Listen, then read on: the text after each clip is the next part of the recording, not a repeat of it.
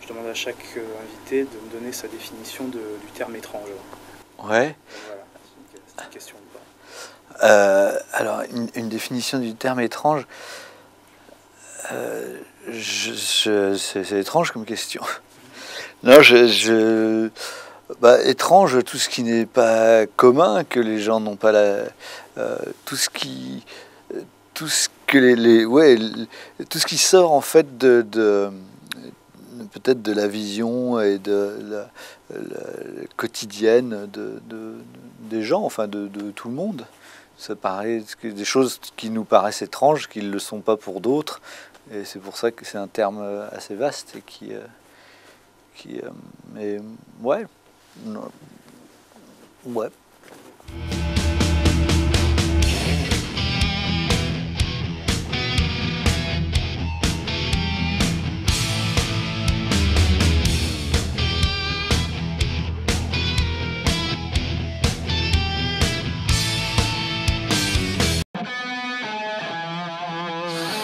July 1969.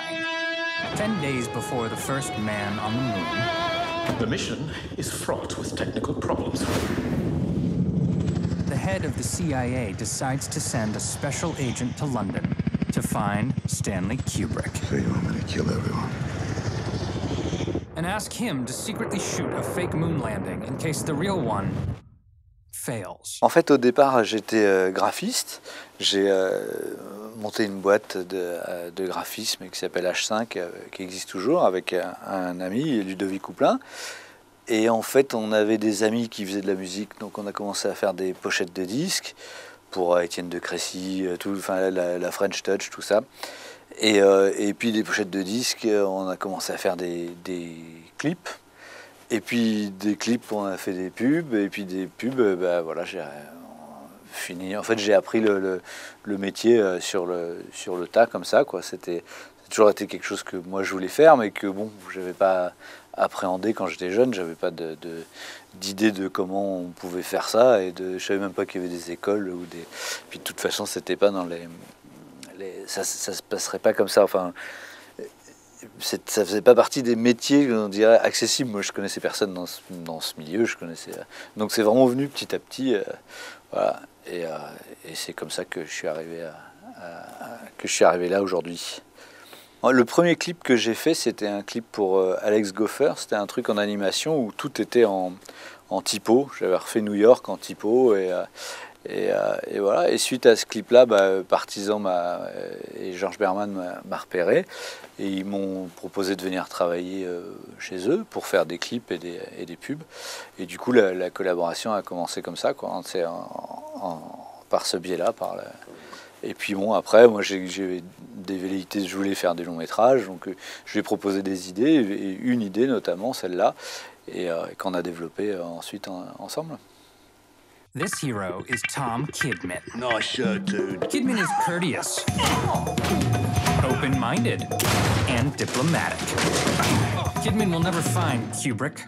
He finds Johnny instead. We have a proposal for Mr. Kubrick. Cool. There's a considerable amount of money in this project. C'est une idée qui, en fait, c'est venu d'un truc assez simple. Avec mon fils, j'ai un bouquin sur les images de la Lune et de la mission Apollo, et il regardait ça, et puis je dis, bon, on va regarder sur Internet des choses sur la mission Apollo, les petits films et tout ça. Et en fait, en regardant ça, on tombe sur des dizaines de sites qui parlent de sites conspirationnistes, quoi, avec des tas de trucs de théories où les mecs expliquent comment regarder la photo, les ombres, ça colle pas et tout. Et bon, voilà, et ça va des trucs les plus farfelus aux trucs les plus étayés, quoi, vraiment des gens qui ont l'air très sérieux. Et puis après, je suis tombé sur j'ai commencé à creuser un peu ça, parce que ça me faisait marrer. Et puis surtout cette histoire de Kubrick aussi, qui était mêlée. Donc, et puis je suis tombé sur un faux documentaire de Carrel, qui avait fait un truc là-dessus, qui était super bien fait, super drôle, où au départ, c'était vachement bien foutu. Il y avait même la veuve de Kubrick, et il y avait Kissinger, il interviewait tous ces gens qui prenaient vraiment le truc au sérieux en se disant oui, c'est faux, c'est faux.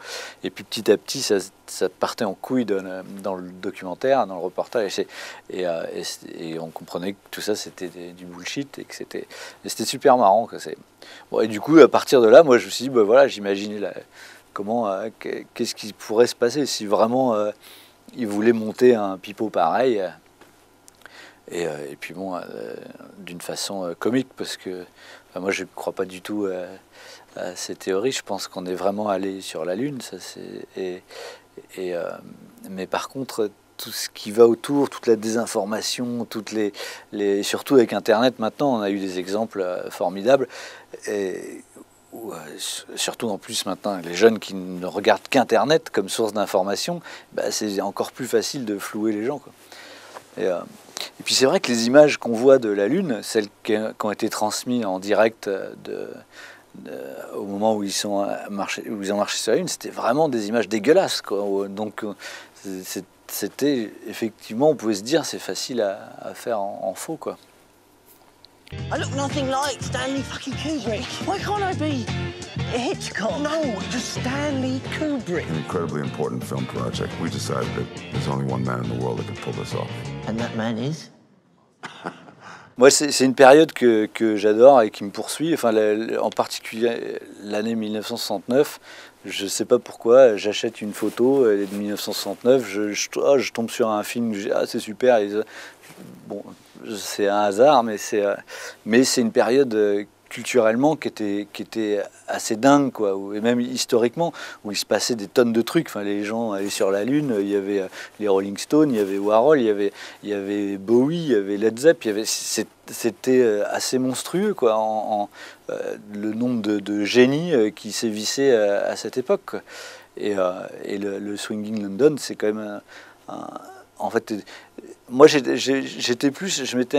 regardé parce qu'il y a beaucoup de caricatures de cette époque, de machin, de Austin Power, mais il y a Austin Power, mais il y a aussi le Blow Up, par exemple, d'Antonioni, où on voit le Swinging London qui est sous un autre angle. Moi, j'essaie de voir entre les deux ce qui pouvait passer pour une comédie et rester un peu réaliste. J'ai essayé de ne pas faire trop des caricatures, mais c'en est de toute façon, mais en essayant de chercher des originalités. Mais c'est clairement tout ce qu'on pouvait trouver comme artiste plus ou moins conceptuel à cette époque. Et il y en avait des tas, quoi. Alors plus ou moins fumeux, mais que ça aille de Andy Warhol à des tas d'autres. Il y en a sérieux et il y en avait d'autres qui étaient quand même assez. Il y avait des performances. Moi j'ai cherché, je me suis documenté. Il y avait des performances. Je voyais un type qui égorgeait un poulet et qui jouait du piano avec le corps comme ça et tout ça. Et ça dans une galerie avec des gens autour et des trucs comme ça. Il y en avait des gens qui se jetaient par les fenêtres pour tomber sur des toiles. Mais ça existe, quoi. Et donc j'ai fait une espèce de petit condensé marrant de tout ça, quoi, de cet esprit. Johnny's got the thing. I think you're a mess, Johnny. You're disorganized, you're ineffective, you can't deliver. A touch of class. And above all, We have to get out of here. he's brave. Let's get the fuck out of here. Hey there.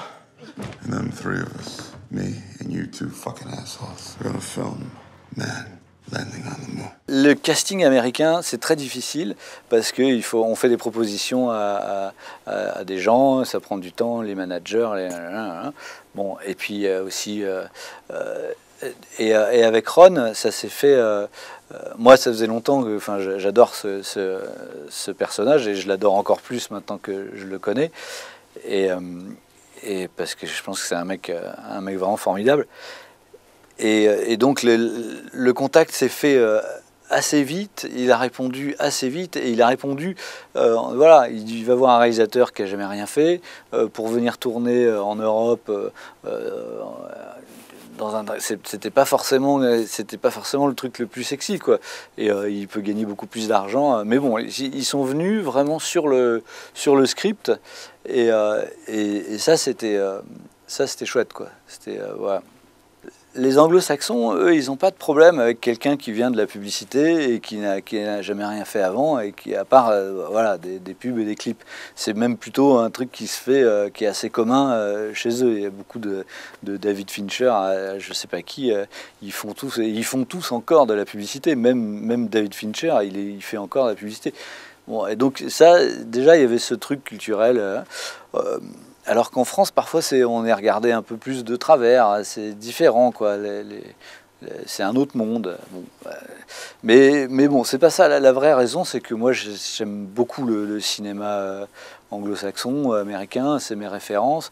Et puis que cette histoire, elle n'aurait pas pu se faire en français, parce que c'est une histoire ça tient à des choses historiques, donc on peut pas la transposer avec des acteurs français à Paris, quoi. Donc il fallait que ce soit de toute façon en Angleterre avec des acteurs américains et anglais, quoi. Fucking hell. Mr. Kidman here. He wants to know if you'd be interested in making a film for his company. That moon is much too grey. This guy's a fucking asshole. Of course, he's a film director. Action!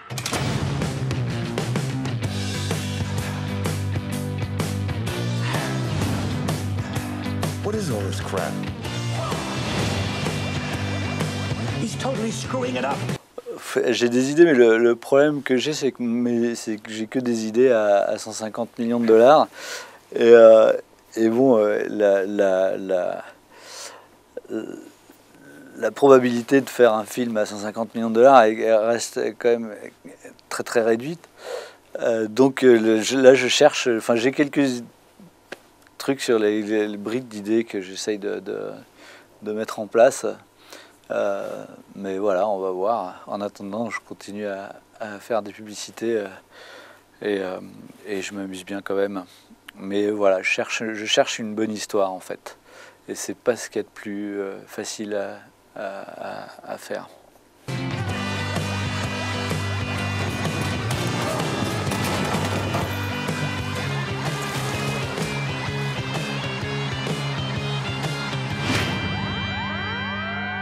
Acid is the best thing for headaches.